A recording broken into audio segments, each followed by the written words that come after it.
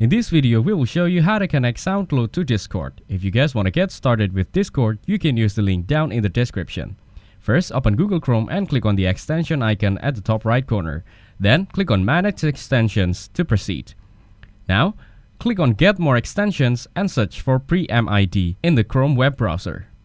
Next, click on the first result for PreMID and select Add to Opera or the browser you're currently using. After that, click on Add Extensions to install it. Now, click on Link a Discord account and authorize the connection by clicking on Authorize. Then, click on Next to complete the linking process. Once done, open a new tab and search for Discord.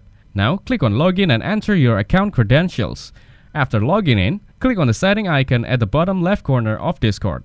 Next, scroll down the left dashboard and select Activity Privacy. Then, go back to your browser and click on the PreMID extension icon from the top right corner. Here, click on the setting icon next to Sound, and make sure that Hide While Paused is off and Show Title as Presence is on. Now, as you can see, the setup is completed, and your SoundCloud activity is connected to Discord.